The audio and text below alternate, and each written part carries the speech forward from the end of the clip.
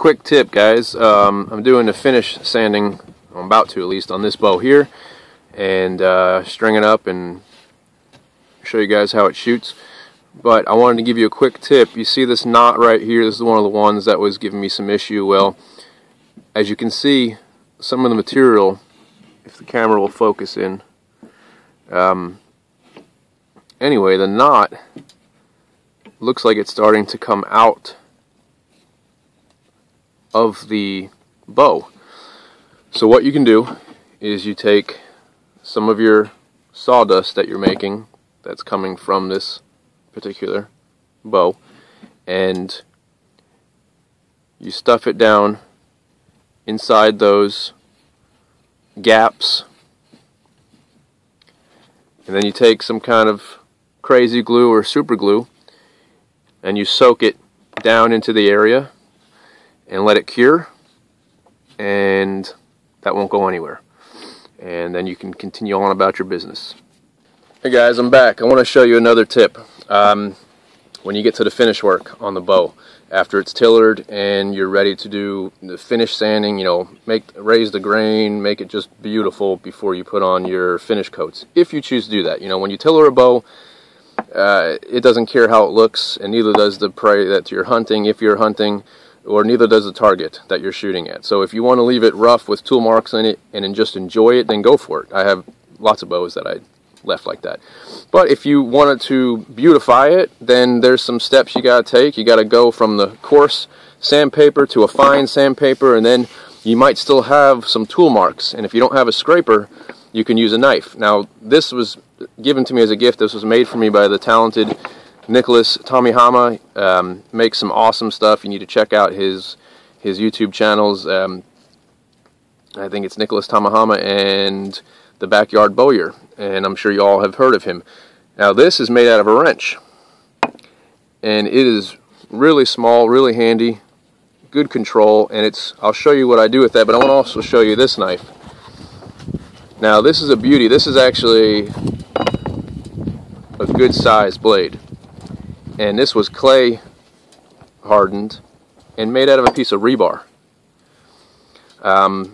I'm going to have this on my side during this hunting season, and hopefully get some videos with this in use for you guys. But thanks, Nick, for these. They're awesome. I really appreciate it. Now, with this knife, what you can do is you can clean up your bow, the tool marks that maybe your sandpaper can't get. Or maybe you don't have sandpaper and you don't feel like going out to the store to get any sandpaper, and you just want to use your knife and be as efficient and primitive as possible. And all you do is you take it, you don't want to jab it in and make gouges that you can then have to remove. You want to just gently glide it along in good long strokes and clean up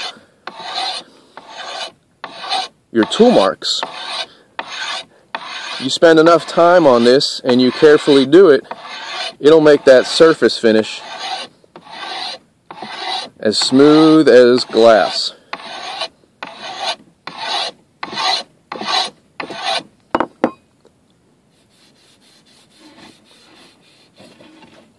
And I'll show you when this one's all finished up. You can also take a knife like this, or a razor blade, and on the back of your bow is that cambion layer that when you draw knifed it or scraped it off, you may not, there's some that you probably won't see until the bow fully cures, and it will turn up like this little brown shaded areas. Now you can leave some of it, but if you put a finish over top of it, then it might start to lift and ruin your finish. Or it might look like a splinter, it might scare you and you think your bow's going to break. So what I like to do is remove the majority of it, and you can take a blade like this and get underneath it just like that and take all of that cambion layer off, because if you don't, honestly, it's going to cause you trouble down the road with your finish. Now I'm going to get back to finish scraping this bow and put a couple of coats of finish on it, and then we'll shoot it and let you guys see what the finished product looks like.